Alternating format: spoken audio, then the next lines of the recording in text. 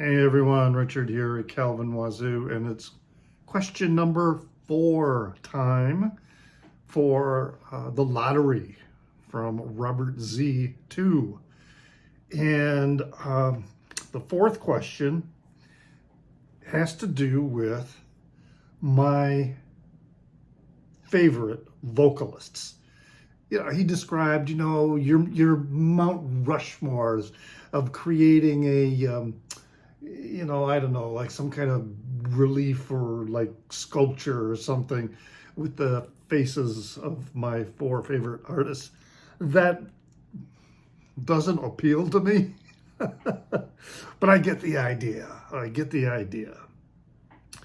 And thinking about this, it was kind of easy.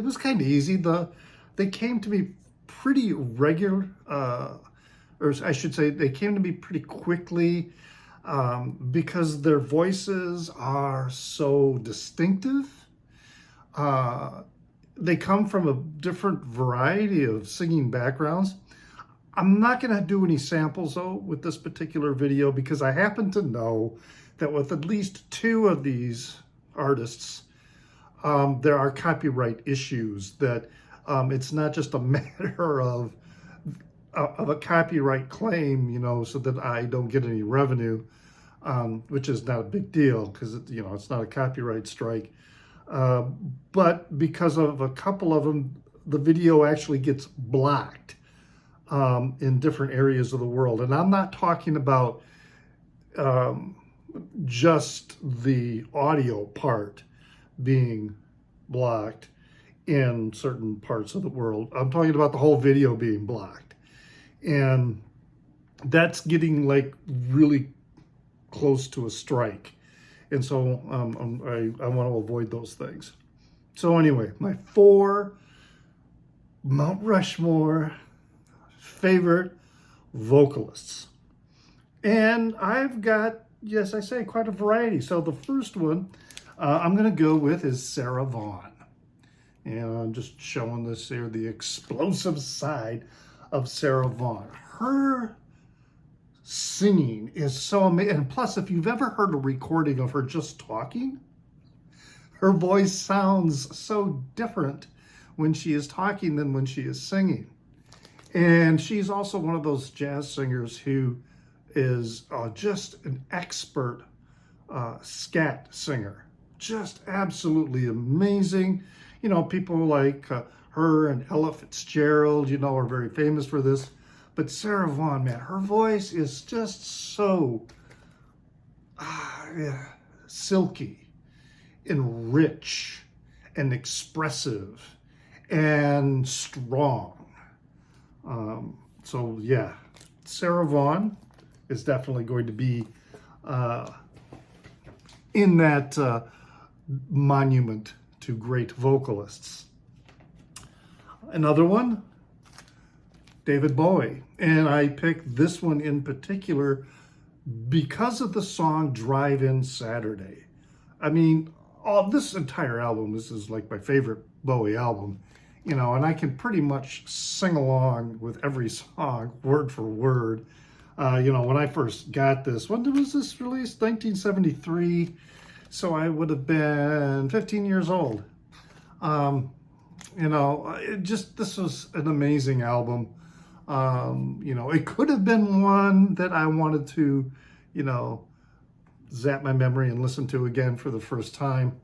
But anyway, his voice in Drive-In Saturday, his voice in general, is just absolutely amazing. And also in the way it evolves throughout his career. And the emotion that he brings out, the force and the power with his voice and the vocal range is just really, really incredible. So yes, David Bowie would be in that monument as well. Okay, now the other one, Margo Timmins of the Cowboy Junkies. When I first heard the Trinity session and I heard her voice, it was just mesmerizing, almost holy. Because, they recorded this in a church. So, the Trinity Church there in Toronto. But yes, her voice is just so smooth and unforced and relaxed. And even when she sings quietly, there is still this force, this inertia that can just run you over. The fabulous album. I mean, I don't have all their albums, but this is the only one I have on vinyl. The other ones that I have are on CD. I used to, when I first got this, it was on cassette, but I don't do cassettes anymore. I don't have a cassette player. I have no interest in getting a cassette player. Yeah, I would like to get some more on vinyl, but the others I have in CD. If you've never listened to her sing, and they come to Chicago with some fair frequency, at least once, sometimes twice a year. They've been coming and playing very small venues here in Chicago. So Margo Timmins would be another one for the bas relief, the sculpture or whatever. And then the final one is Antony Hagerty, also known as Anohni, Anohni, and also went by the name Antony and the Johnsons. Antony Hagerty is a trans singer who has such a unique voice. She's made many appearances on David Letterman when Letterman, had his show. So she's been around, for quite a while. Her, especially more recently, many of her songs have a political edge to them.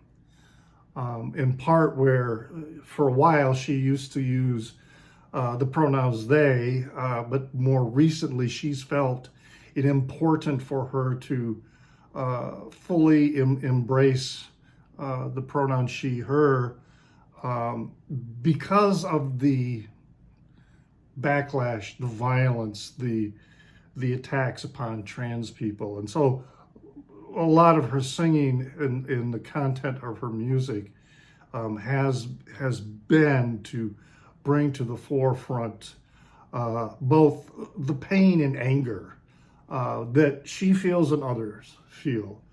But still, the voice, it's just, wow, it's got sort of an operatic feel to it. So there's this strength, but there is this vulnerability, this almost like quavering you would, I guess that's the operatic part, where singing it rather than, it's, that kind of tremolo, I guess. I don't know, whatever you call it. But what an amazing, amazing singer. I first found out about her from a bartender when I used to live in Holland, Michigan. I was a managing editor at the newspaper there, and sometimes when I would get off work, I would walk downtown to this restaurant and bar, and they had effing vodka, and I used to love going in because this is Holland, Michigan, all right, Dutch Reformed Church, very conservative, and I would walk into the bar, belly up to the bar, and say to the bartender, yeah, give me an effing martini. And people would kind of look at me, but he knew what I wanted. I wanted a vodka martini made with effing vodka. Anyway, he told me about Antony and the Johnsons. At that time, she was going under the name Antony and the Johnsons. And so I started listening, and wow, I really, really was, impressed. So there's the fourth person. If you've never listened, please, you should do yourself a favor. It's a really, might take a little getting used to, but it's such a unique voice. And those would be my favorite vocalists. Really, I mean, there are a lot of really, really good vocalists, but I picked these four because to me, they have a unique quality about their voice and the way they sing that is unmatched by anyone else.